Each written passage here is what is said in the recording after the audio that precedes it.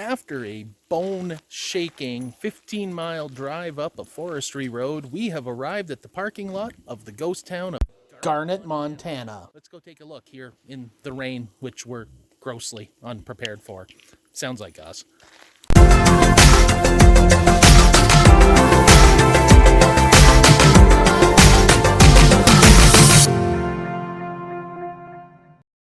We are in the Garnet Mountain Range, east of Missoula, Montana, specifically the First Chance Gulch. Now, this area had been home to a number of different small mining operations going as far back as the 1860s, but Garnet itself really took off in the 1890s. You can really trace the history of Garnet, the town, back to 1895 and a man named Dr. Armistead Mitchell. Mitchell built a stamp mill at this site that was used to crush local ore, and a small town grew up around it, and the town was called Mitchell. In 1897, the name was changed to Garnet, and what really happened around that time was a major gold discovery was hit at the Nancy Hanks mine just west of the town, and things just exploded. By January of 1898, there were nearly 1,000 people living in the town. Garnet was not destined to last for long. By 1905, much of the gold had already been mined out of the area, and the town had dropped to a population of just 150. There was a major fire in 1912 that destroyed many of the commercial buildings, and most of those were never reconstructed. So now that you've had the Reader's Digest version of the history, let's actually go check out the town as it sits here today in 2019, more than 100 years after its heyday. There was a brief resurgence in Garnet in the 1930s, and today's visitor center dates from that era. It was built in 1938 as a saloon and actually operated up until the early 1960s. Hello. Thank you. Well, this isn't actually the bar. This is awesome. Ooh, wow. Oh, wow. That's right. Very cool.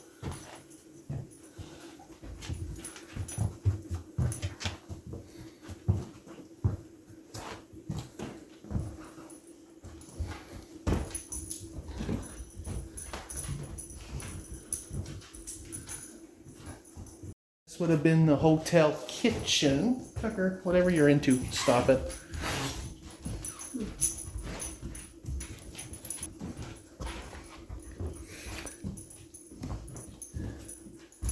And of course, my favorite part is there was no sign saying I can't go up the stairs. Yeah, that's very solid. Let's go check that out. Is that not just a typical Western staircase? It's a lot of stairs for an old dog, but Tucker's managing just fine.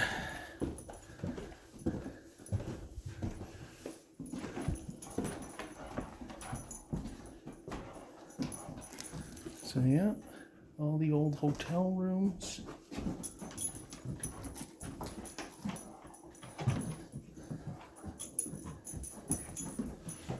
Wow.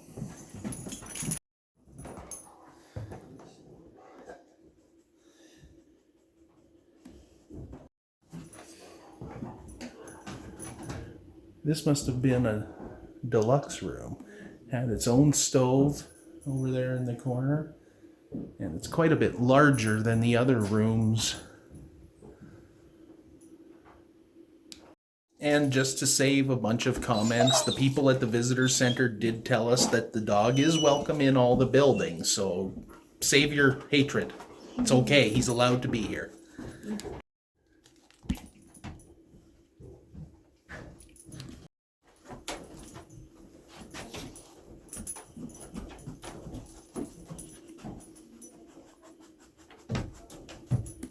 Tucker's nose is working overtime in here. This must be quite a interesting thing for the dog. And a whole other floor. Nope, we're gonna go up, bud.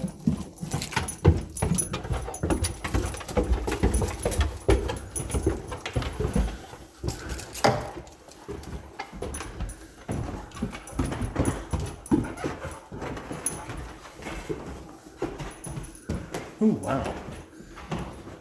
Common quarters.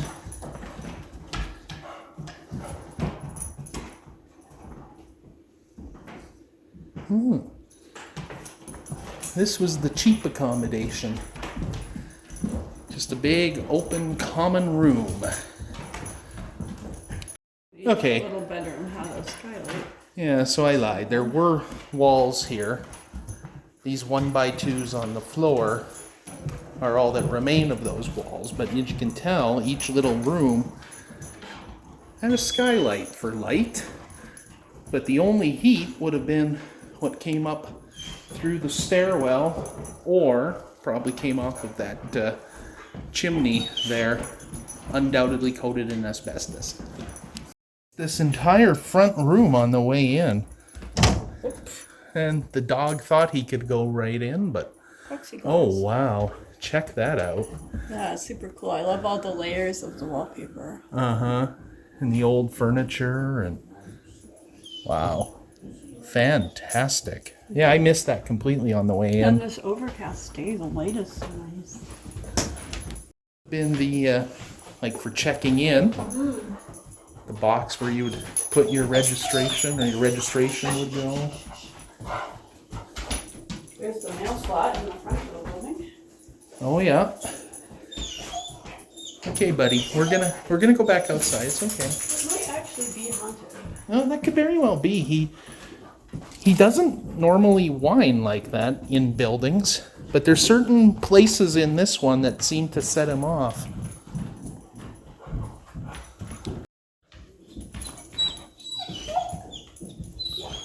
It's okay. We'll Where's go. the ghosts? Where are the ghosts? We'll go outside of the haunted hotel here.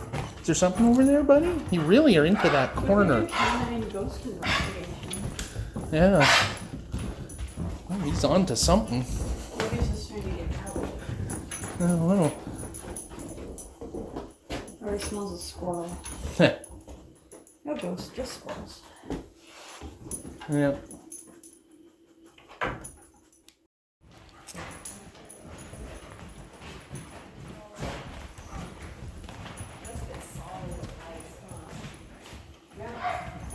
Nice remnants of a cash register. I wonder if water would start coming in here as it melt in the summer.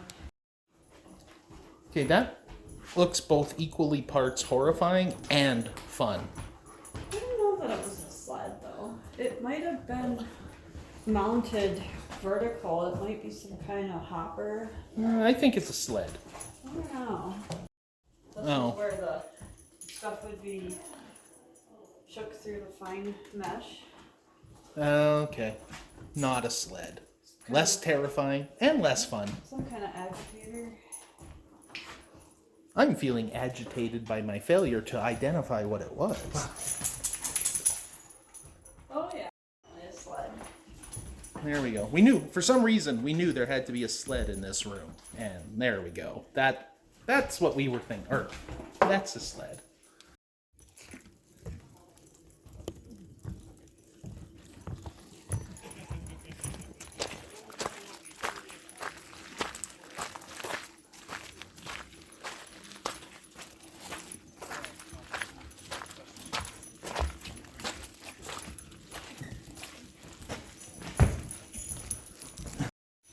This is very cool. The old newspapers that would have been used for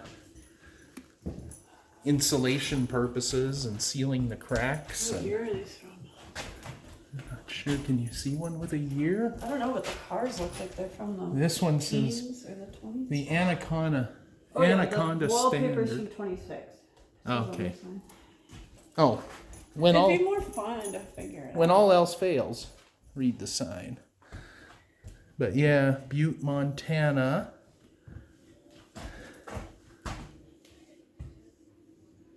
That's very cool. Very practical in those days, right? You didn't waste anything. It's like, well, we got this old newspaper. We need to insulate this wall. Guess what? Problem solved. Here's a bunch, old cardboard and things used as insulation. Oh, the metalwork on the bars. It's like, all you had is all you had. Ooh, salmon steaks. That sounds good. Ready for the pan. Missoula. They've been making beer in Missoula for years. Not just a new hipster trend. Oh, this one's from Great Falls. Ah. Yeah, I love that woodwork on the bar, behind the bar. Very cool. You can just picture some guy with a handlebar mustache slinging drinks in here. This one's from Detroit. Newlywed cabin.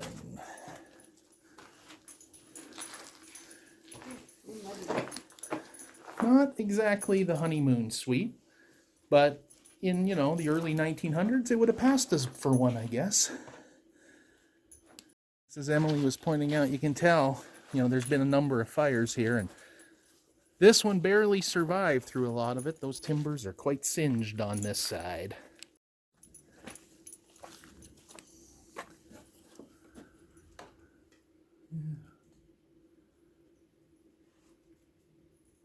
A really fancy outhouse. Oh, it's a two-holer. Yeah. 3-holer. Oh, wow. A triple. So, you and two of your besties. I guess when the whole family wants to go, you want to go. I never understood the purpose of multiple holes. Was it just to spread out the load? Or did you actually use it together? I don't know. It was the old times. Things were different. So quiet. Yeah.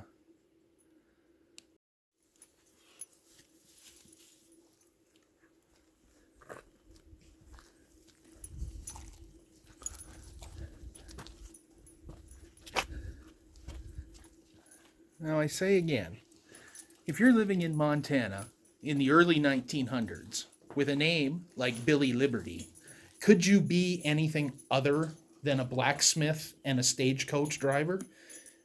Maybe a gunfighter, but really, Billy Liberty is one of the best Wild West names ever.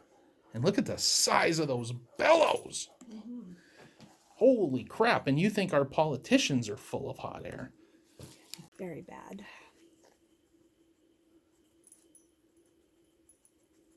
I'm trying to see, is there, there's something, oh, Frank. The F is missing. I had to look a little closer. I was like, Rank Kern owns the dubious distinction of being the only recorded inmate for killing a dog. And Tucker's going to go see where this guy rotted in jail now for being a dog killer.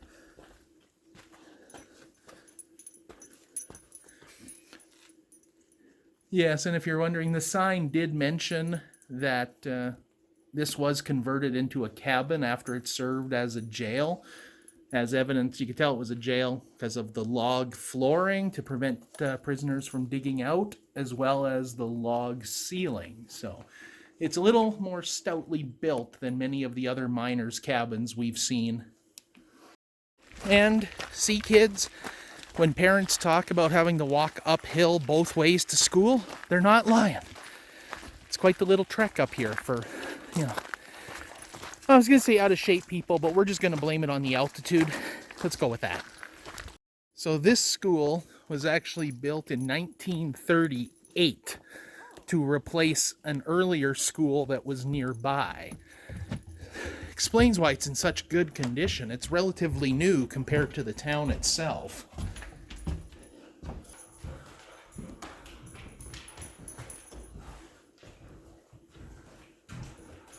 Sort of the end of town. Beyond that fence is privately owned property of the Cordora Corporation, which is apparently a gold mining company. There's still gold in them dare hills here. And although the mine is idle right now, they do own that property with the rights to open it up again should they ever deem it viable. Good example of another building, probably a cabin that nature has done a great job of reclaiming. And if it weren't for the efforts of the Bureau of Land Management, that's probably what most of Garnet would look like by now if it wasn't completely wiped off the map. Just a quick shout out to the Bureau of Land Management for making this facility so dog friendly. It makes it a lot easier when you're especially traveling with your dog, because there's no good option. You can't really, RV parks aren't really keen on you leaving your dog unattended in your trailer while you're gone. If it was hot out, you can't really leave them in your car, so it's nice being able to bring them along. Plus, when you're on vacation, you want to experience things with the whole family, and that includes the four-legged variety. You can see how much of the town was razed by fire. If you look at this photograph, which dates from 1912 or so, you can see this building here with this roof line, and then this building here. And if we compare that to today's version, I'll just zoom in a little bit here for you. There's that same building there and there. So quite a contrast from today to what it was back in the day. There we go. One last look over the town site. Ghost towns don't get more stereotypical than that. Very Wild West. If you've stuck around this long, you'll remember way back in the introduction, I talked about the bone-shaking road that we had to drive to get up here to Garnet. The other one was more washboardy, but this one's windier and potholier. And way narrower. Yeah. Let's talk about the way out of Garnet. There's two accesses to Garnet. One is more from the north and the west, coming off of US 200. That comes up some forestry roads, but they're pretty wide. They're very rough and bumpy, but you can do them with a normal car. I wouldn't bring an RV up there, but they're doable. Leaving town, we're going to take a different route, and we're going to go south towards I-80. And now this approach to Garnet is really a lot different. The road is narrow, it is twisty, it is up high on the side of a mountain. It's been raining. It's a lot of fun, but I enjoy this kind of thing.